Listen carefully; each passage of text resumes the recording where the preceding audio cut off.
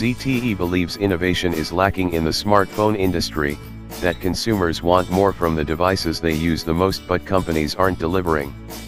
It's true.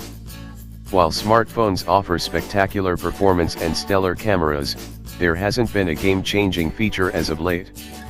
The minute differences between last year's iPhone 7 and this year's iPhone 8 are a good example. The Chinese company's solution is a little strange, though.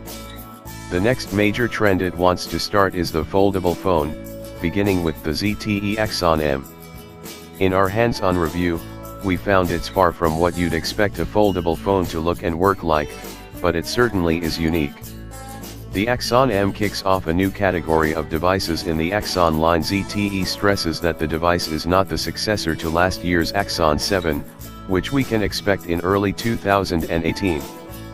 But is this foldable phone worth bending over for? There are two screens, one on the front and one on the back. You can unfold the back screen out to have two 5.2-inch LCD screens sitting next to each other, which makes it look like you're holding a miniature tablet.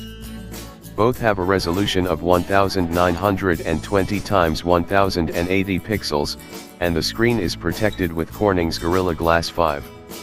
When it's unfolded, the rear of the aluminum foam looks industrial but unremarkable. There's not much here other than the Axon logo. On the side with the two screens, the primary left display packs the only camera, on the top left edge, which we'll get to later.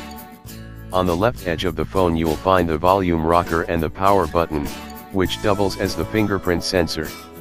There's also a quick launch button that you can use to access the camera via a double click, and you can customize it to launch your favorite apps with or without the second screen. ZTE says the Axon M uses Dolby Atmos for rich sound, and it has a similar hi-fi audio setup as the ZTE Axon 7. The main difference is the Axon 7 had dual front-facing speakers. There are dual speakers on the Axon M, but one's the top earpiece and the other is bottom firing and lives next to the USB Type-C charging port. The headphone jack is at the top of the phone. The Axon M is quite bulky, nearly double the thickness of most smartphones today, which makes sense considering you're getting two screens.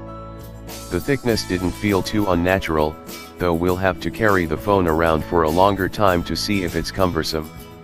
When the phone is folded up, only the primary screen works, with some exceptions. You can either completely unfold it, or unfold it halfway to use the second screen as a kickstand. What's the second screen for?